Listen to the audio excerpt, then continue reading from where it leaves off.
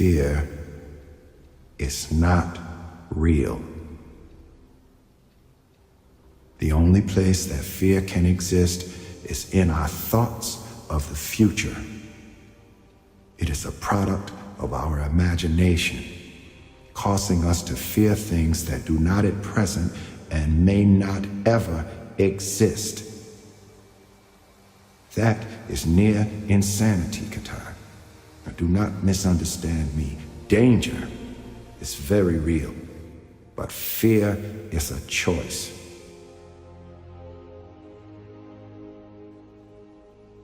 We are all telling ourselves a story. You know, I've heard a lot of experts say that fear isn't real. That is such a bunch of baloney. Fear is so real. In fact, there are probably things that you're afraid of doing right now in your life, in your relationships, at work. And the fact that you're afraid, that's robbing you of all of the experiences that you want to have in your life. I mean, if you're afraid to fly, that's going to limit your ability to travel and see the world or go visit friends. If you're afraid of public speaking, that's going to really limit your ability to express yourself and share your ideas. If you're afraid of talking to your boss or asking for a raise, that directly impacts how much money you make. Or what if you are dreaming of starting a business, or you've already started a new business, but you're afraid to talk to people and you're afraid to share your business with people? I mean, fear is something that stops us all. And that's why I'm here to talk to you, because it doesn't have to. Fear is real, but I am going to share a secret weapon that I have used for years to beat every single fear that used to stop me. Now, first, before we get into this secret weapon, I just want to cover a few facts about fear. What it is, what it isn't, and some things that you may not know about fear. So first thing, fear is a physical state in your body that is exactly the same as excitement. Let me say that again. Fear and excitement are the exact same physical state. Your heart races. You might sweat a little bit. You might feel tightening in your chest. You might feel a pit in your stomach. You have a surge of cortisol. It's basically the way that your body goes into a hyper-aware state because it's readying for action. Now, what's the difference between fear and excitement? Really simple. The only difference between fear and excitement is what your brain is doing as your body is all agitated. If you're excited, your brain's going, oh wow, this is going to be so cool to ride this roller coaster. If you're afraid, your brain's going, no way, there's no way I'm doing that, this is dangerous, get out of there, don't do that. It's saying something different. So what's critical about understanding this is that we're going to use the fact that your mind is either working for you for excitement or against you with fear to your advantage. And I'll tell you about it in just a minute, how you're going to do that. Second thing I want you to understand is that you may have heard the advice, feel the fear and do it anyway. You may have heard the advice, oh, just try to calm down, think positive thoughts. It doesn't work, does it? And there's a reason why it doesn't work. So let's go back to fact number one. When you're afraid, your body's in a state of arousal and agitation, and your heart is racing, and you're all like amped up, and you're hyper aware of what's going on, and you're freaking out a little bit. What is it like when you're calm? You just kind of chill, right? You got like this low arousal state. Very, very difficult to go from a state of agitation and being all jacked up and excited and weirded out to a kind of state. It doesn't work. It's like trying to stop a train by throwing a boulder on the tracks. It's going to make the train jump off the tracks. It's going to cause a disaster. In fact, they've proven in research that when you try to ignore your fears, it actually makes them worse. And they've also proven in research that positive thinking alone also can make your fears worse. So, what do you do? What do you do when you're about to go talk to your boss and you feel afraid? What do you do when you have to get on a plane and you're actually terrified of flying? What do you do if you got to give a presentation and you are afraid of public speaking? Here's what you're going to do. you're going to use a strategy, the same one that I use, that has helped me beat every single fear and turned me into somebody that is terrific when it comes to a high-stress situation. This is how you do it.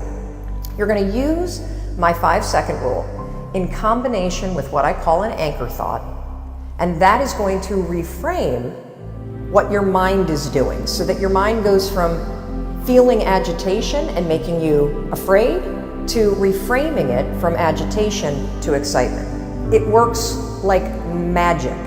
Now, I have used this technique for years, literally for years. And one of the ways that I want to introduce you to it is I want to take you backstage. I want to take you backstage to a speech that I delivered this year. And what you're going to see is you're going to see me behind, the major set. I'm about to walk out. You can kind of hear the crowd roaring. My introductory video is playing. My body is in a state of arousal. I am literally, my heart is racing, my arms are sweating. Like you're going to see this. I'm going to tell you about it.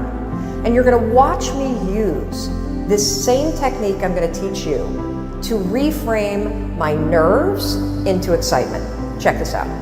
All right, I'm about to go on stage. There are 7,000 people out there, and it's so exciting because what they don't know is they're about to learn the 5-second rule, and their lives will never be the same again. Now, I gotta tell you, my heart is racing, my armpits are sweating.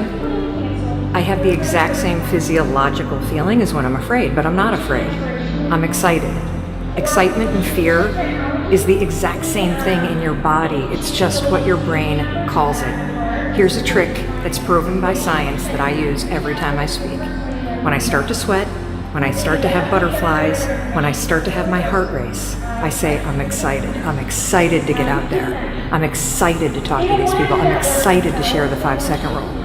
And what that does is it sends a message to my brain that tells my brain why my body's all agitated and excited. And that way, I don't feel afraid. Remember, excitement and fear, exact same thing in your body.